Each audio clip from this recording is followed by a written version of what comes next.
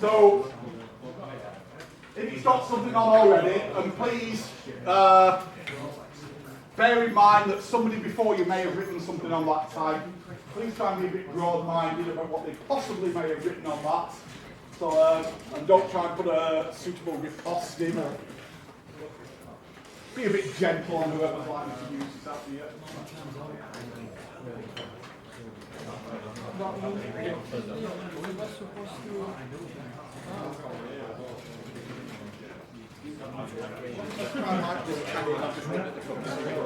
I know I've just written to this one.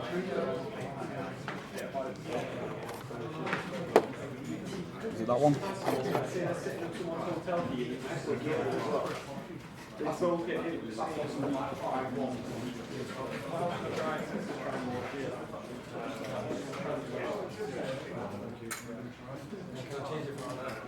Yeah, you should. I'll see if you can write to it instead. Yeah. Yeah. Thank you.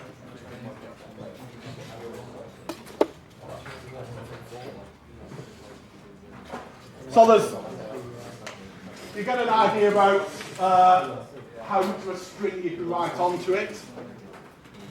That tag string at the moment you might be putting yourself, but you could generate it from the database and write it to yourself to generate a new room number or something like that. Later on we'll see that there's different protocols that you can write this into, how it's actually stored on the type. See this little tick box about antenna enabled, that allows you to switch the reader off and on. So you say, I'll tell it to stop reading. Might be useful if you've got a battery powered one there. Where the ID number might be useful, the serial number. You know, we've got in these rooms now these readers that we can't use yet. All of those will have a unique number on it. That's really just what you've got there, that reader. So somewhere in the background, you can read this, and this one will be sending off details about what the type string was that it's just read, together with the serial number of the reader. So you can say, right, tag number 1111 was read in room C305 at this time. So that can then be sent off to a web service, stored away in the database and dug out later on. So even after today, you've got the makings of a simple registry system to build up, like an attendance type thing. Some people are using these tags. You might want to try it just with one of your own tags. If you've got one, say, to get into a building. I used to try this with hotel cards and things like that. Yeah. Have you tried one of your cards then? Yeah. And does it read it or? We have a cover system so it tells you what room and what time you're in. Yeah, there's all sorts of security things that have to build into it, isn't there? Yeah.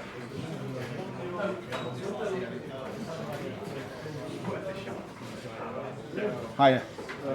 There's no server.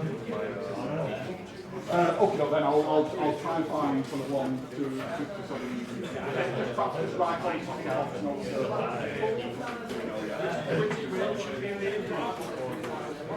Well, says it might be that's the motor. It might be in the motor. Sometimes they leave those windows together.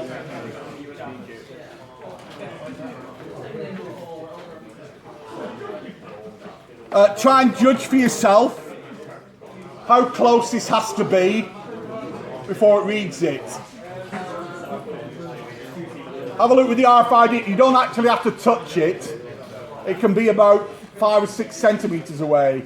So just judge for yourself how close it can be by testing it out.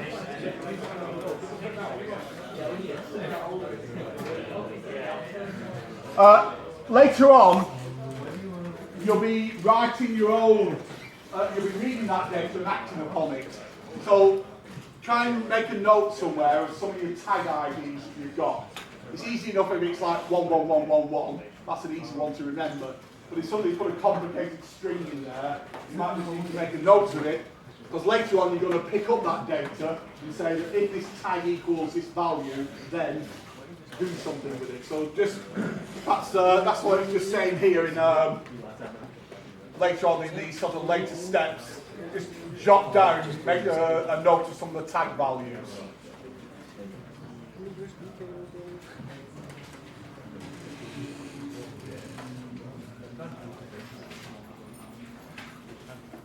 Now, an important thing to remember here, and this will happen time and again, the readers and the software are locked together when you're using them. Only one piece of software can use that reader at any one time. So while this demo one's working, if you wrote your own reader software, it wouldn't get access to it. And it would just, it's rather like a CD drive. Only one person can read a CD at once. If something's got access to that, then another program can't read it simultaneously. So in order to, later on when you try your own one out, you'll have to close this program down, make sure that the demo is closed. It'll be a common thing. People will say, my RFID reader code doesn't seem to be working, and you'll find it's because something else has got access to it. I'm interested. Yep. Information stored on the card. Yep. How secure could you make that? Or is it all the security stuff that's on the reader? There's no actual security on the card itself. Not really, no. So yeah, anyone can get the information. Yeah. So it's generally just extremely characters. Yeah, so it's code. I mean, rather like a slide card to your payment card. Yeah. Something like when you swipe it through, it's a number of it.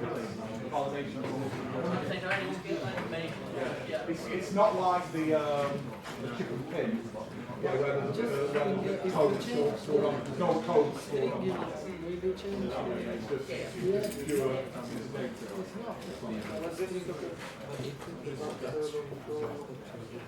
Right. I'll find it. The one that's coming up next is the Advanced Servo Controller Board, which looks about the size of a postage stamp it is. Now it might be already hooked up to the motor. Often the motor's in this sort of like matchbox size thing. You might find that it's already connected up to that. Other than that, it's probably in one of the other boxes. I'll just see if mine's already in here. Yeah, for example, this one.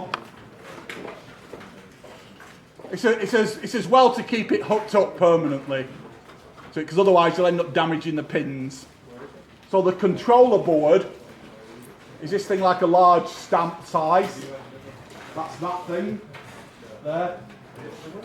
And then the servo might have a disc on, might have a little arm on. But if you've got a screwdriver, you can swap a disc or arm over depending on what you want on it.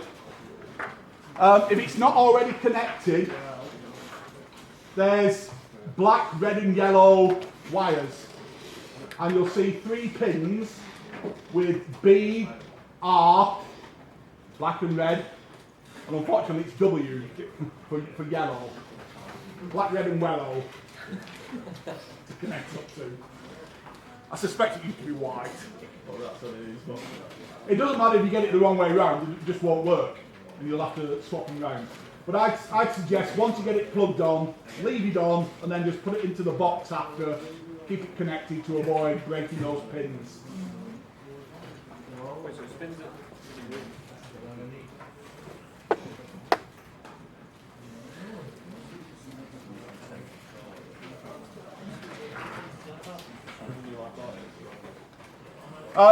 While I've got the motor out, I might as well just do these things at your own pace, but I'm just nipping down to the Do Now 3 on page 4 about the servo kit demo.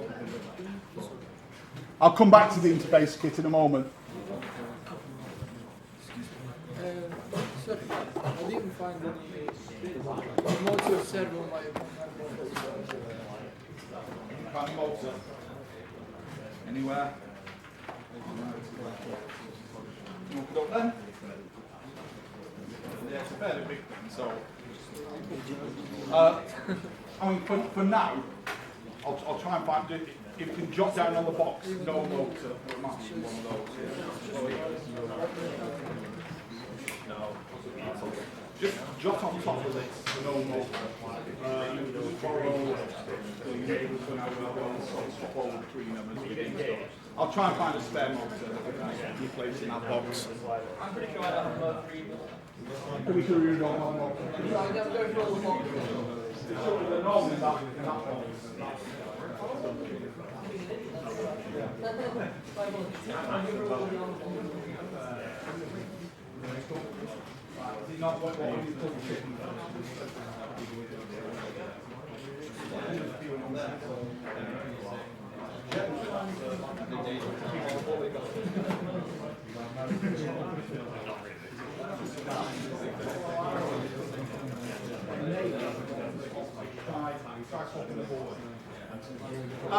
When we're trying the servo motors out, a couple of things.